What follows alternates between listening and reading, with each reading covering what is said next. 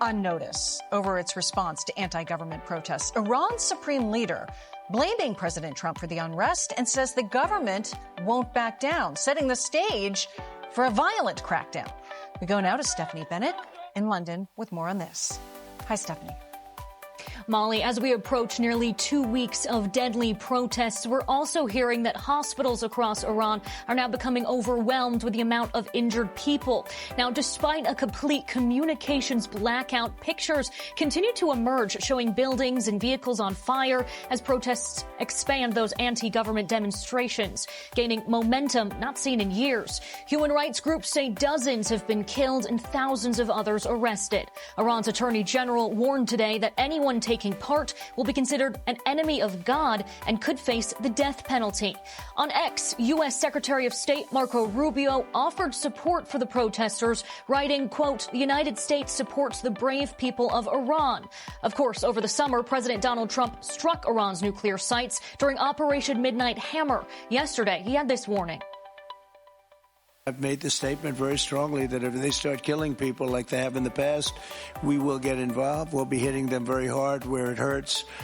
And that doesn't mean boots on the ground, but it means hitting them very, very hard where it hurts. Iran's supreme leader offered a stern message and has accused protesters of acting on behalf of President Trump.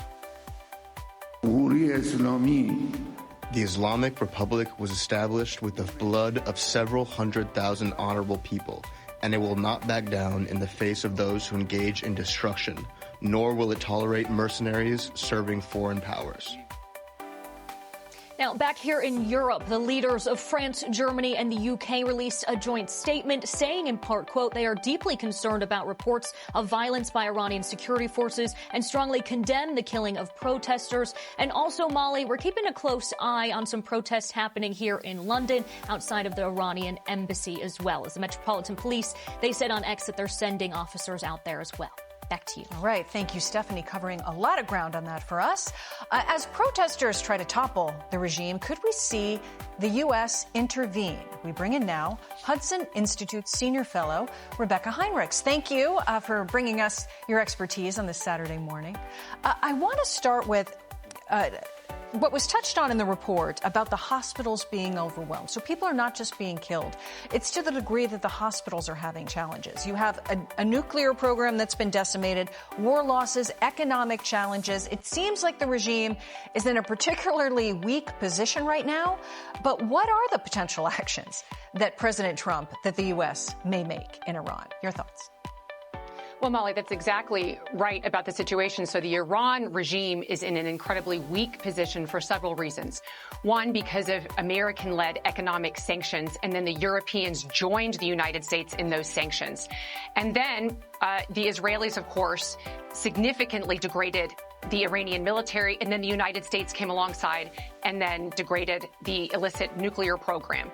The combination of those things, of course, has demonstrated that the Iran regime is so much weaker than how they've been projecting to the Iranian people, saying, look, the Iranian regime has told the people, the reason that you are so deprived economically is because we're using all of these investments to protect you from the Israelis and from the Americans. Of course, they say, we don't believe you anymore. You're weak and they're strong and they're pro-American. The Iranian people are pro-American.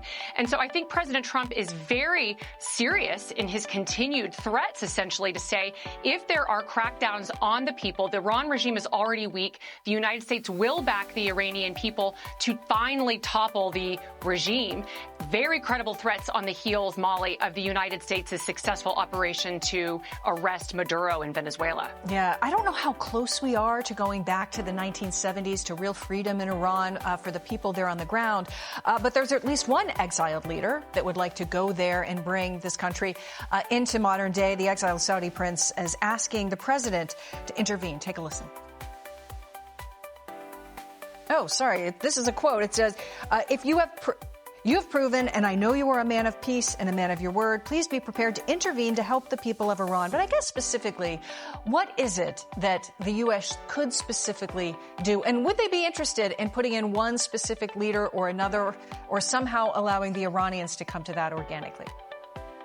So I think the immediate question is going to be what is actually going to be different about these protests that enable the Iranian people to overthrow the regime. So the United States can certainly put our finger on the scale as President Trump. And then today, Secretary Rubio has thrown his support behind the Iranian people as well. What can we do? I think we can continue to make sure that there's internet access for the people, the protesters. And we can do that through Starlink because there is an internet blackout on the part of the Iran regime so that the people cannot communicate. So we can provide that.